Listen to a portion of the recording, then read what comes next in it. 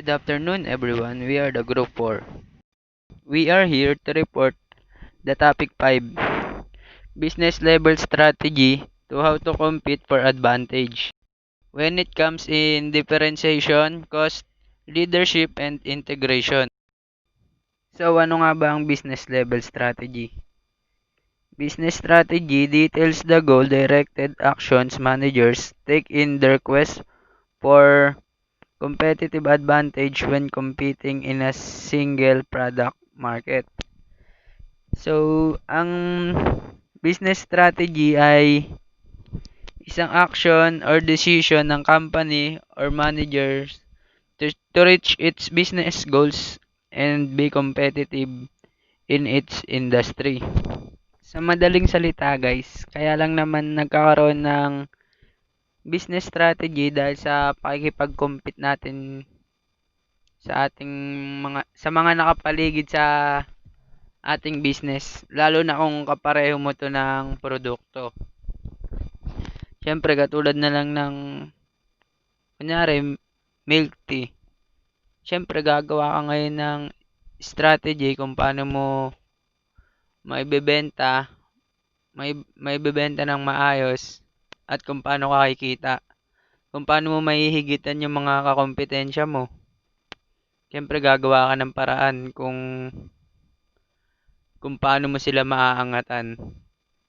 For example of strategy na pwede nating gawin is titingin tayo sa price of the product of the other business. Kunyari sa milk tea sa kabila, mas mahal. Siyempre dahil bago ka pa lang sa industry, hindi mo tataasan yung produkto mo, lalo na't di ka pa kilala.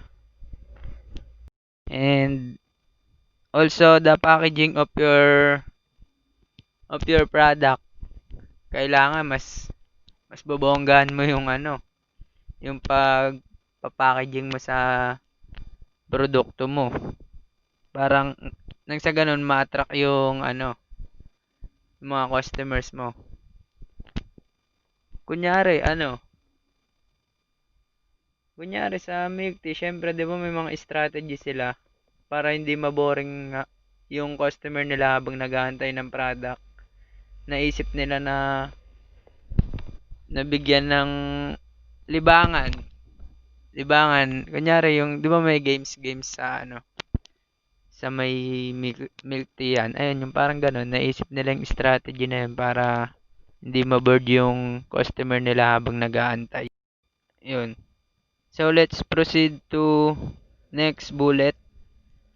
To formulate an appropriate business level strategy, managers must answer the who, what, why, and how question of competition. Sa who, which customer segments will we serve? So, kailangan nating alamin kung sino nga ba yung seserba natin ng ating product. Siyempre, isipin mo kung pwede ba sa bata, pwede sa matanda.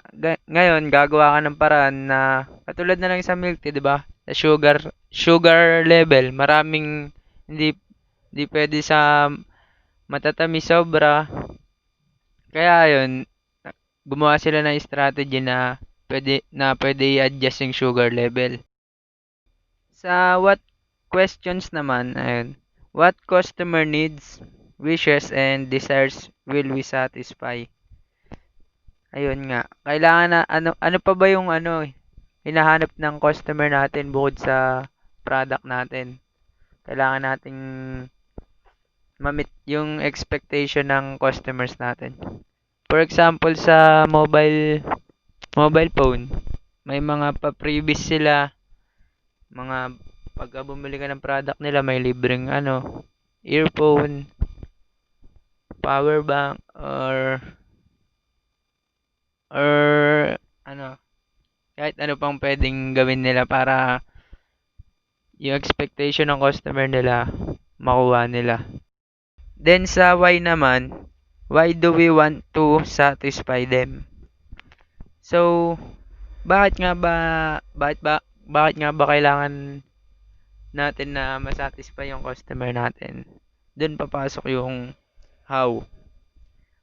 Kung paano natin masasatisfy yung customer natin.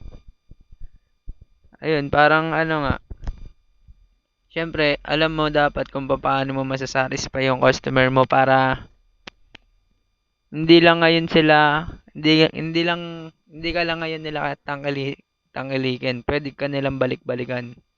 Sa madaling pagpapaliwanag guys, para sa akin ang business strategy is it depends sa managers or sa company kung anong strategy yung gagawin nila para dumami yung kanilang buyers and customers and to be fame in the market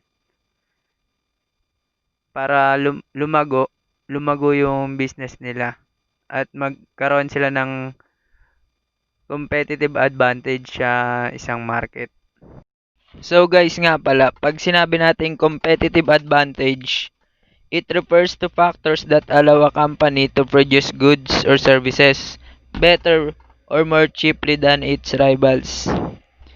Parang pag sinabing mas yung business mo ay competitive advantage, ito yung product mo is mas better sa lahat ng mga nakapaligid sa'yo, sa lahat ng mga kalaban mo. Sa mga kompetensya mo, mas better yung quality, yung packaging, and at the same time, mas kilala yung product mo or business nyo sa isang market. Kunwari sa buong Montalban, maraming nagtitinda ng milk tea. Pero sa mindset ng mga customers or sa mga tao sa Montalban ay mas kilala ka nila. Ay, doon na lang tayo bumili. Mas affordable doon and good quality. Parang ganun ba yung competitive advantage. So, let's move on to my next bullet. Gising pa ba kayo, guys? Okay, next na.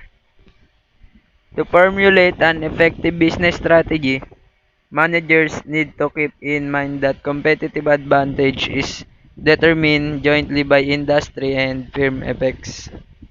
And makikita nyo dyan yung table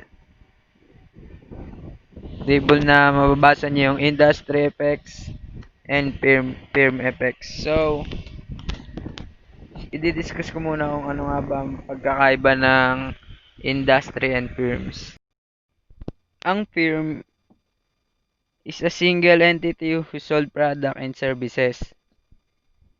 Ang industry naman is consists of several different firms selling similar product. Or industry is a type of productive manufacturer. Para bang yung industry is binubuo siya ng mga firms. Kasi sinabi dito na ang industries is a group of companies. Yung mga pangangailangan ng firm ay pinoprovide ng industry. Parang ganun lang yung pagkakaintindi ko. Ang industry effects, kanina po kasi firm and industry. Ito naman po ang industry effects and firm effects. Ang industry effects naman is results attributed to choice of industry to compete in. Ang firm effects naman is results of managers' actions to influence firm performance. Parang sa firm effects, it depends to the managers kung ano yung gagamitin nilang strategy to achieve the competitive advantage. Kung mababasa nyo po sa bullet, ayan po, di ba? Managers need to keep in mind that competitive advantage.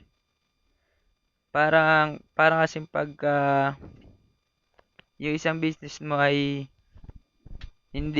walang competitive advantage or hindi siya mas better sa iba. Parang yung ginawang business strategy mo is useless. Parang hindi nag-work yung ginamit nilang strategy.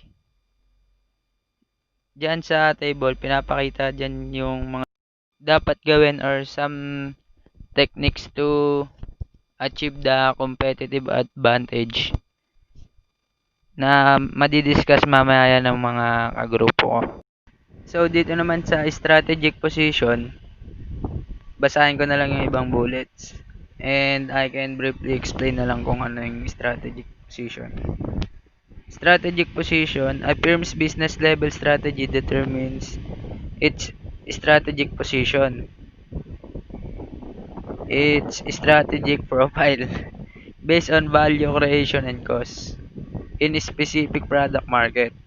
A firm attempts to stake. So, pag sinabing strategic position, it is the choice of company about the kind of value it will create and how that value will be created differently than rivals.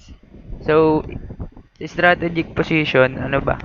Yung iniisip ng mga kumpanya or managers dito kung paano ba magiging kakaiba yung product nila sa kanilang mga kakompetensya.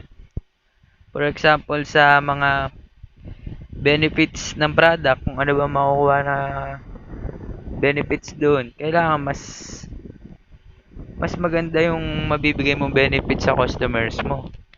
Sa product price, kailangan syempre mas mas affordable. Mas affordable yung product mo. Hindi man mas affordable, mas maganda yung quality. Ganun lang naman yung strategic position.